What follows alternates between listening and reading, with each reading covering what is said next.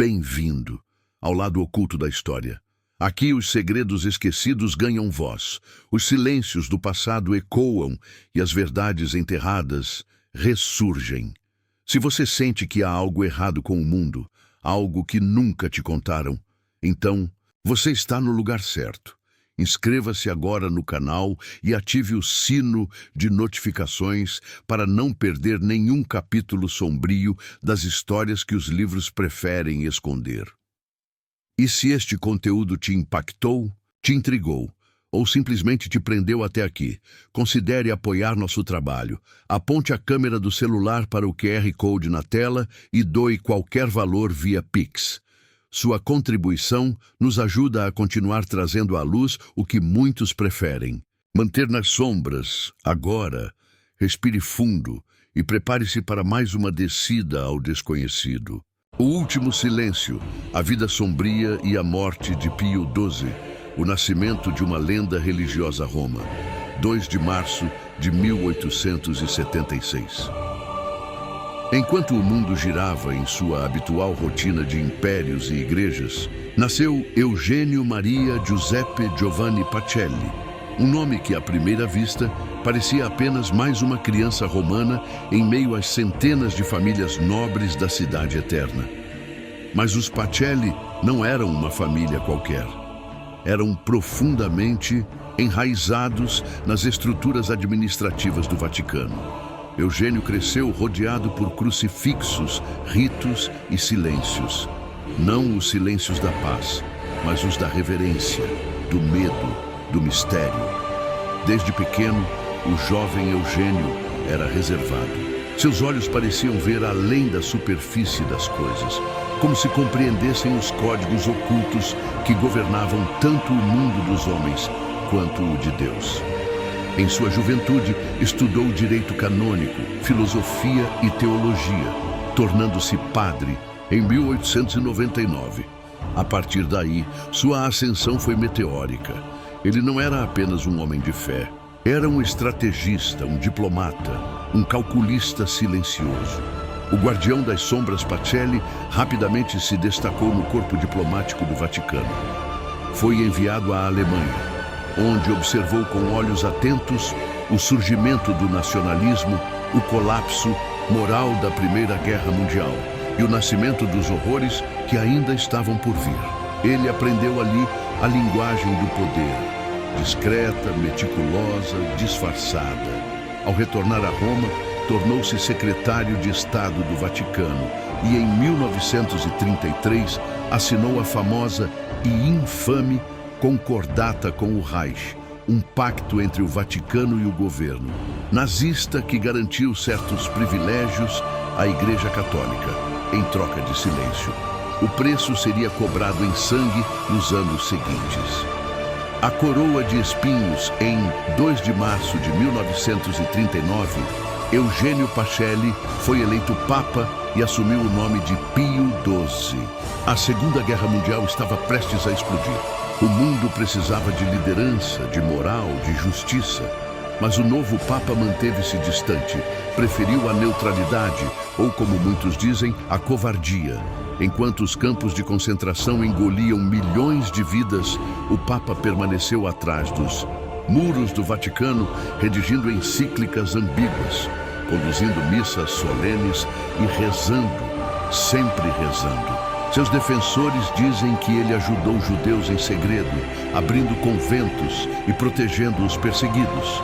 Mas seus críticos, cada vez mais numerosos, enxergam nele um cúmplice silencioso do mal. Um homem que podia ter gritado, mas escolheu calar. O silêncio dos justos. O holocausto avançava, cidade após cidade. As igrejas queimavam, crianças morriam nas câmaras de gás.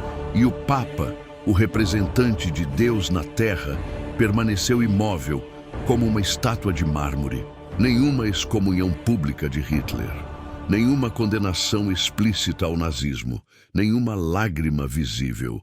Esse silêncio tornou-se sua marca. O silêncio do medo, da conveniência política, ou um silêncio maquiavélico, calculado para garantir que a igreja sobrevivesse ao fim da guerra, independentemente do vencedor Os Segredos de Fátima e o Fim do Mundo. Durante seu pontificado, Pio XII teve fascínio pelas aparições de Fátima. Ele acreditava, ou ao menos fingia acreditar, que a Virgem Maria teria revelado a 3 crianças portuguesas o fim iminente do mundo. Alguns dizem que o Papa tinha visões, outros que ele as inventava. Em suas orações noturnas, dizia ter visto o milagre do sol acontecer sobre os jardins do Vaticano. Sozinho. Pio XII via-se como o último bastião entre a civilização e o apocalipse. Isso, dizem alguns, contribuiu para sua paranoia crescente, para seu isolamento. O Papa começou a evitar até mesmo os cardeais mais próximos, tinha medo de ser envenenado. Vivia rodeado de médicos, mas confiava apenas em um, o Dr. Riccardo Galeazzi Lisi. Esse homem, que mais tarde seria conhecido como o embalsamador do horror, seria peça-chave no capítulo final e macabro da vida de Pio XII. A morte em Castelo Gandolfo. Em outubro de 1958, o Papa começou a apresentar sinais de falência múltipla de órgãos. Isolado na residência de verão em Castel Gandolfo, sofreu um colapso. Entre delírios, febres e murmúrios em latim, morreu aos 82 anos. Mas a morte de Pio XII não foi serena. Foi lenta, dolorosa, repleta de angústia. Durante horas, agonizou com espasmos e olhos abertos, como se encarasse algo que mais ninguém podia ver. Há relatos não confirmados de que ele teria gritado antes de morrer. Não um grito de dor, mas de terror. O embalsamamento macabro é aqui que a história dá sua guinada mais sombria. Galeazzi Lisi, seu médico pessoal, decidiu embalsamar o corpo usando um método revolucionário à base de ervas e óleos, inspirado em técnicas egípcias antigas.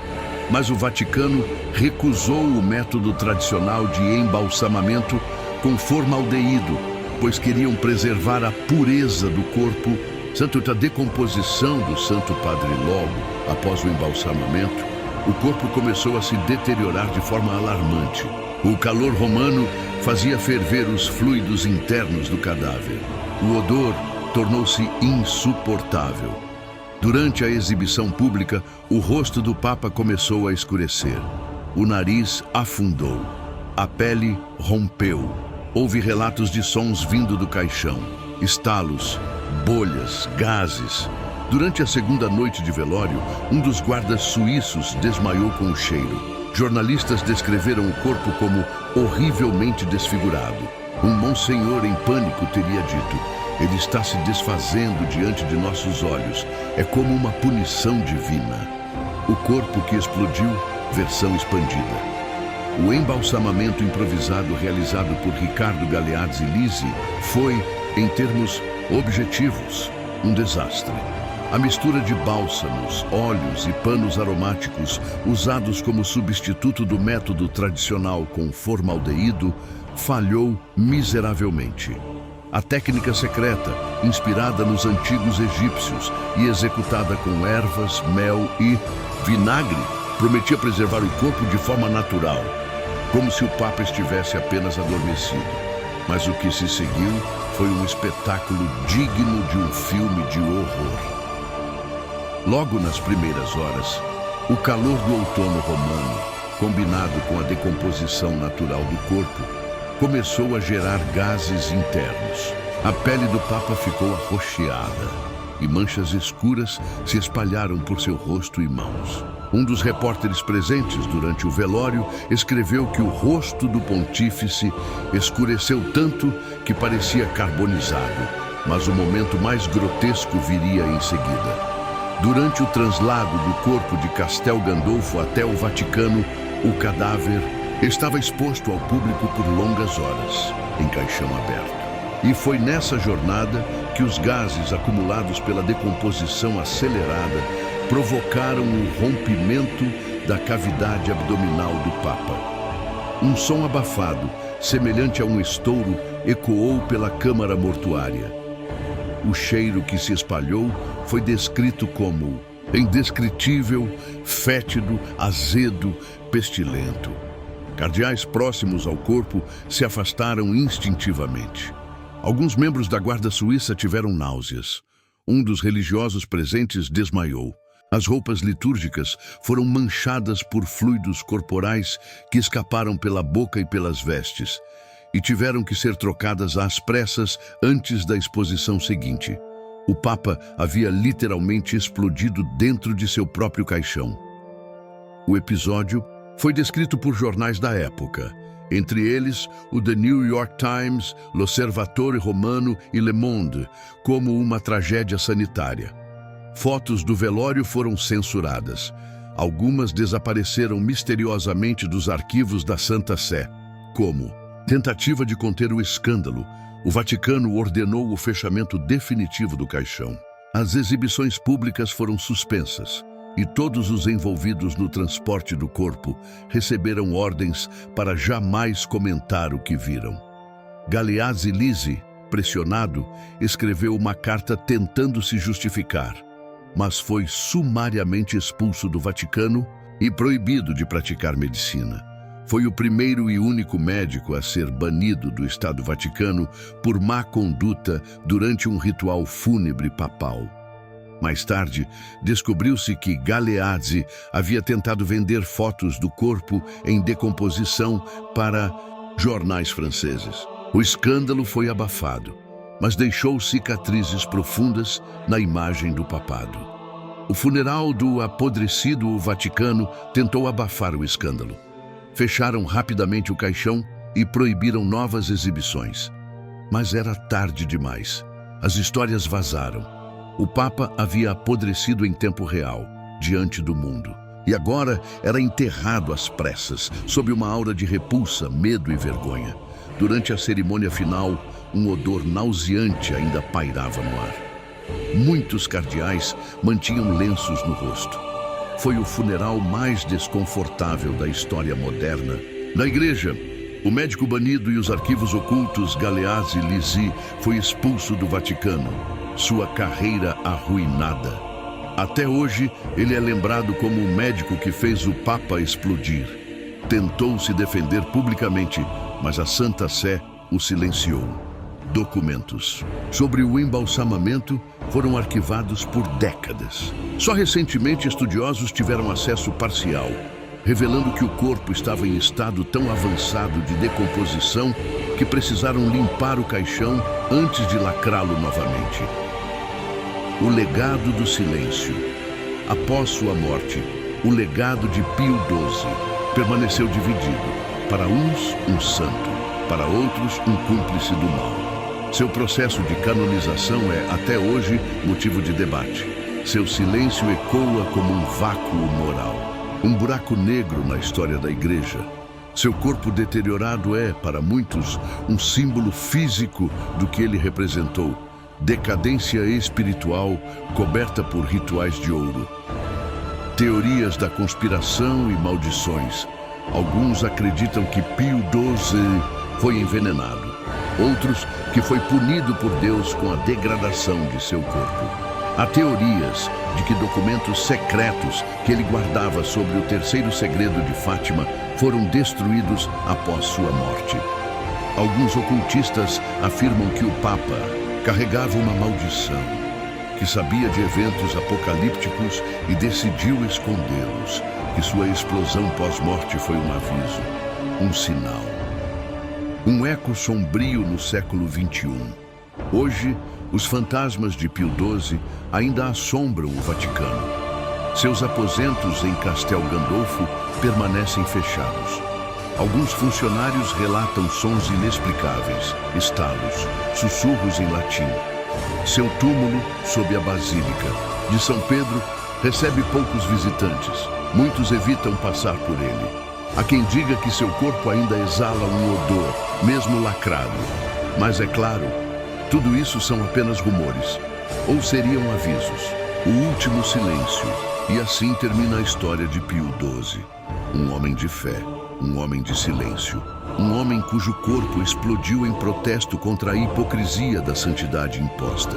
Ele não deixou apenas uma igreja dividida, deixou uma pergunta: o que vale mais, a aparência da santidade ou a coragem de enfrentá-la? E assim, mais um véu foi rasgado. A verdade, por mais incômoda que seja, não pode ser enterrada para sempre. Se você chegou até aqui, é porque também sente que há algo além do que nos contam. Então não se esqueça. Inscreva-se no canal e ative o sino para continuar essa jornada nas sombras. E se este vídeo fez você enxergar o mundo com outros olhos, contribua com qualquer valor via Pix usando o QR Code na tela. Seu apoio mantém este canal vivo, mesmo quando tocamos nas verdades que muitos querem silenciar. Nos vemos no próximo episódio. Até lá, mantenha-se desperto e não confie em tudo que brilha sob a luz.